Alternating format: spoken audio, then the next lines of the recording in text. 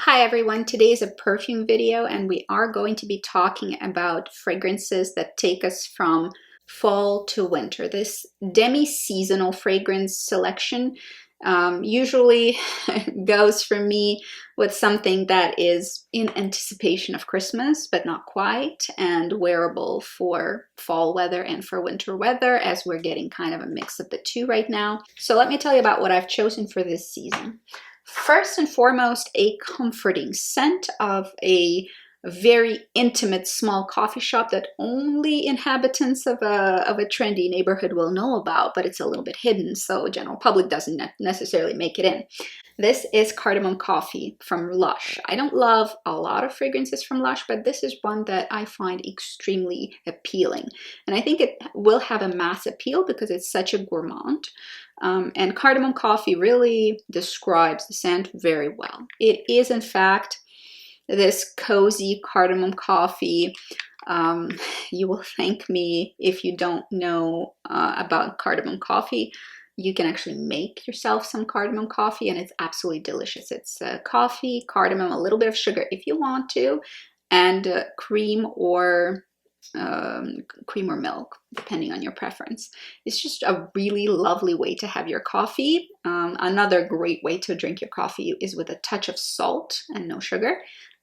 It's a good coffee with a touch of salt. It's really lovely. I've learned that in Quebec. That's how coffee is served a lot of the time there.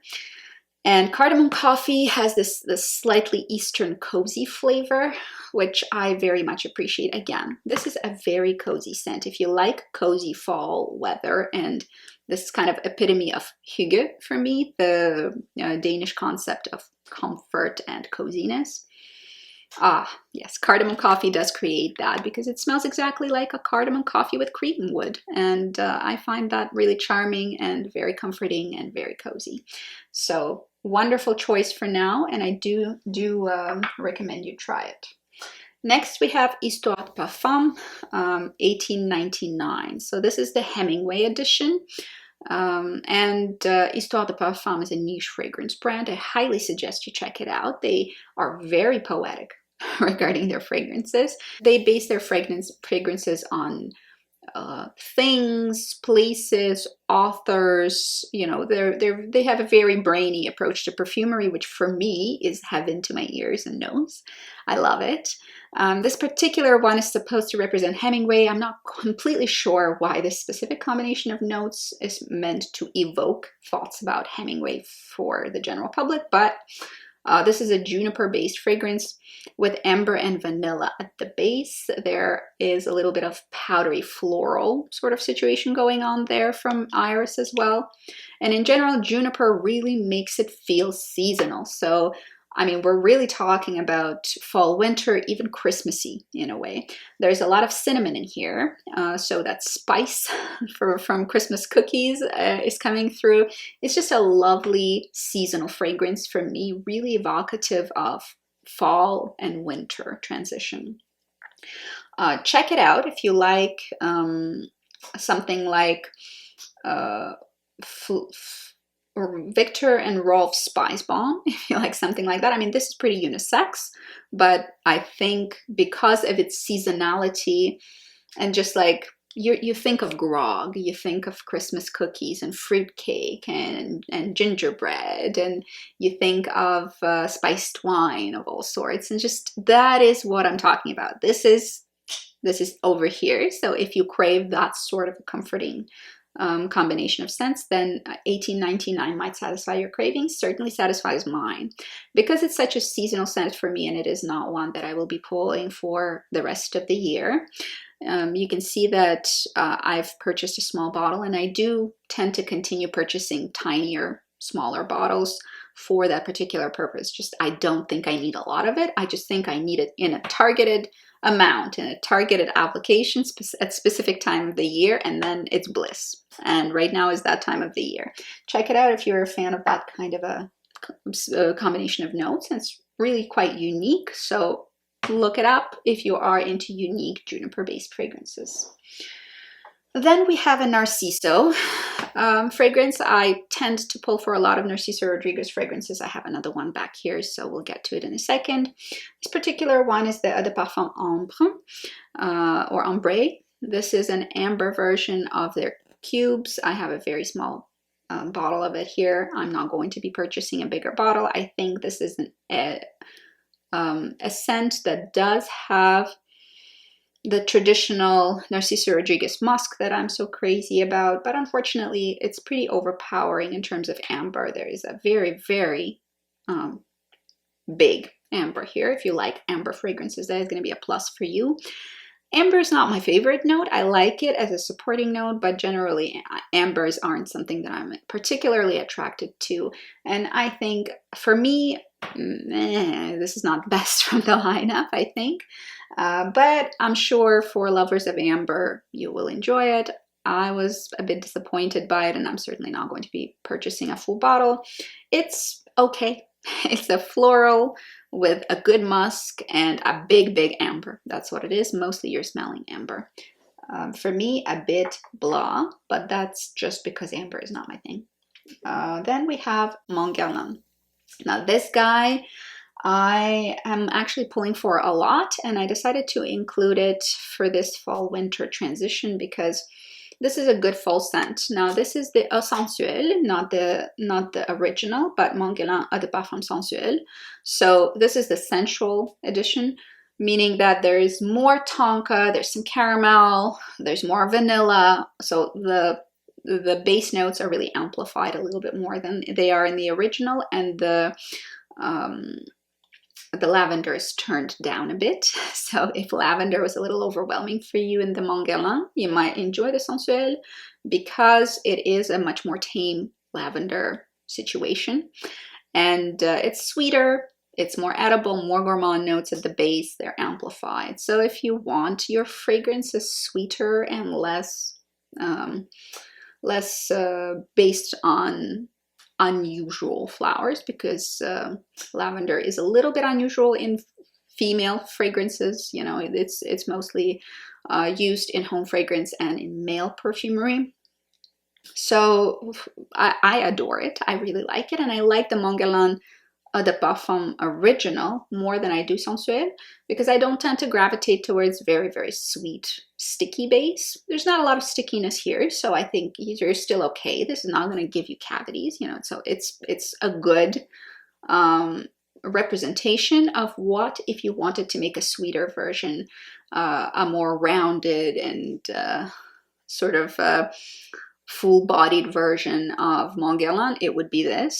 So it makes sense, but I don't think that you need both. I think they're pretty similar to each other, so you probably don't need both. You just need to select whichever one you like more and get that one. So All Sensuelle is what I'm including in my fall-winter transition capsule, and I have been wearing it quite a lot.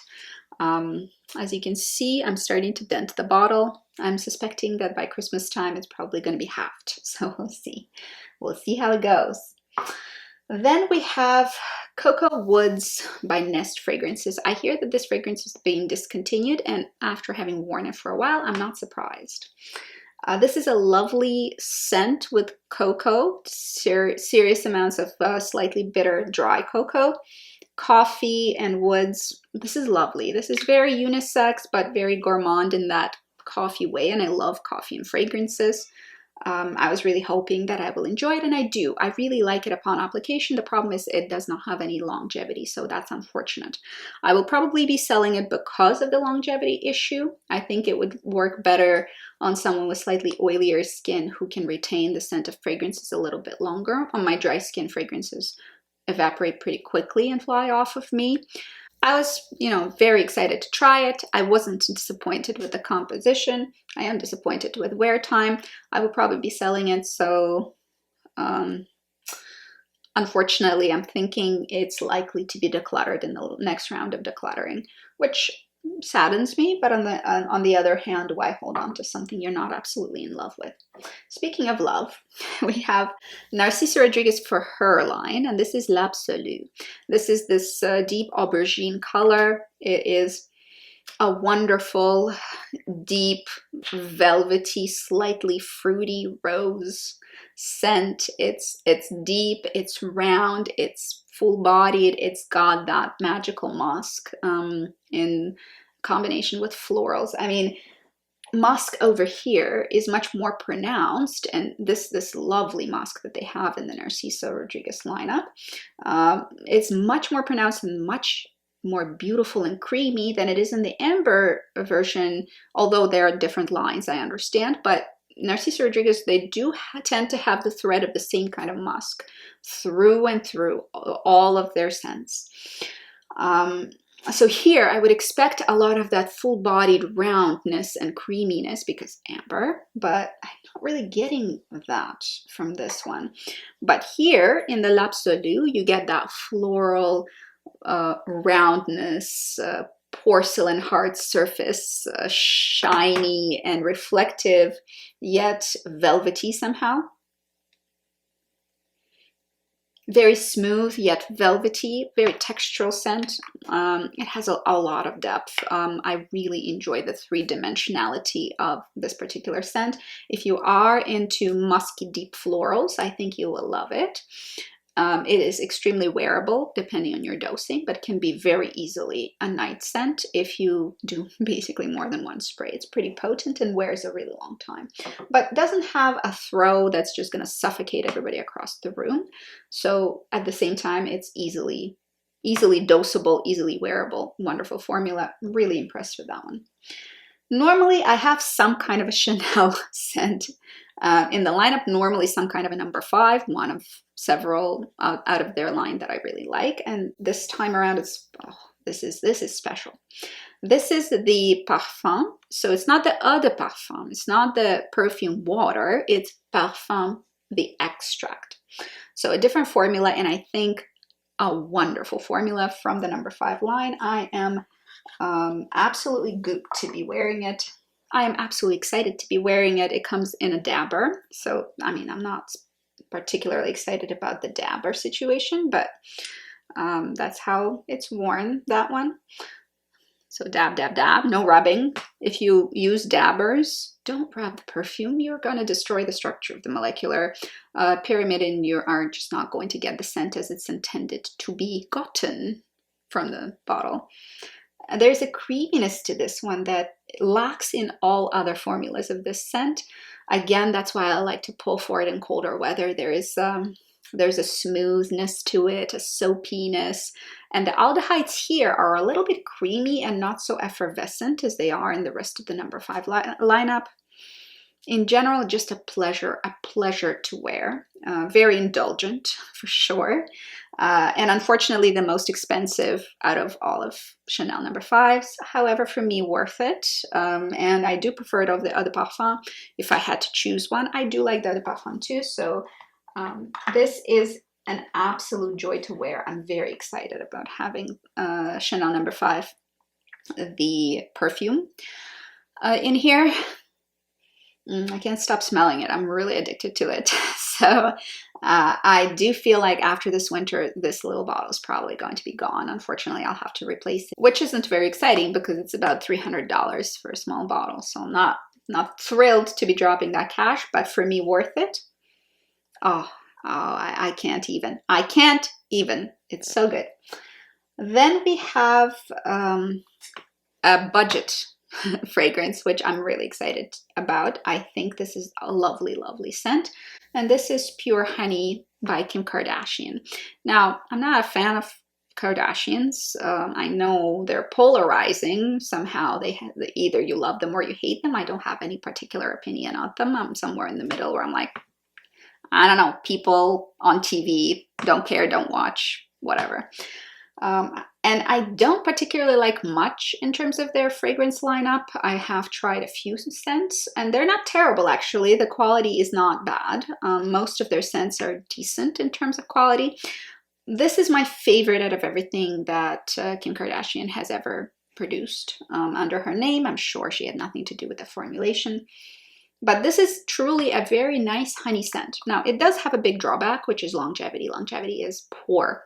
So if you are looking for a long-lasting fragrance, this is not going to be it. You know, you will be disappointed. If you are looking for a honeyed floral with waxy pollen notes, you're going to really enjoy it. I think the formula is great. If it was longer lasting, it would be irreplaceable. I would be like stocking up. I would be getting 10 of these. So I really like it. I think longevity is disappointing, but I like the formula enough to wear it. So if you are interested in the scent like it, beware of the longevity issue, but I think you will like it. I think it's akin to my Aqua Allegoria Flora Nymphaea, which is a step up in terms of quality and longevity for sure. They are not the same scent, but they are similar in a way that they are constructed. They're talking about the same fairy, honeyed fairy world that, you know, in my mind they represent. Flora Nymphaea wears better. It's the Guerlain Aqua Allegoria line. Pure Honey wears worse. However, also there's a big price differential, so perhaps getting Pure Honey is worth it anyway, even if you have to reapply. But for me, very good scent for very little money, and I actually have been enjoying it quite a lot. Then we have the last bottle in this particular lineup. I've pulled out my Tom Ford Tobacco Vanille. This was a gift from my husband a couple years ago. This is a good tobacco and vanille scent by Tom Ford. Definitely very wearable, the most wearable of that line, of the exclusives line. Easy, nicely balanced. It does change through the day. You do get basically a nice vanilla base with cherry tobacco, not quite cherry, maybe fruity tobacco, I would say. It's a pipe kind of tobacco. And it does have this Yves Saint Laurent androgynous quality to it, which I enjoy. I think that's very attractive. So men can wear it, women can wear it, whatever, just as the rest of the line is intended as well to be unisex. I enjoy it tremendously. I think it's an easy scent to pull off. I cannot wear it more than a day at a time because I do get tired of it fairly quickly. I do like wearing it maybe once a week or twice a week. That's kind of how I get away with it. A nice wearable tobacco scent, if that's what you're into. You might find it very cozy for winter. I know I do. So those are the scents that I've pulled for this winter rotation. There are a couple of them that I'm not completely thrilled with. For example, I'm testing out the Ambrée, and from the Narciso line, from Narciso Rodriguez. I'm not a big fan of it, so I might actually let go of that one once I do a review, but it isn't here because this is the appropriate season for it, and I think I got asked a lot by my subscribers to review it. And Cocoa Woods is an unfortunate, there's an unfortunate longevity issue. Otherwise, I do actually like the scent. The rest of them are absolute gems for that particular seasonality. Tell me, what do you wear from fall to winter? What is a perfect scent for you for that particular time of the year? Leave it down below. I'm always curious. And what kind of scents do you prefer for that weather? Is it any particular scent category that you normally pull on? That's it for today. See you guys later. Have a good day. Stay safe, stay well, guard your health, and I'll talk to you soon. Bye-bye.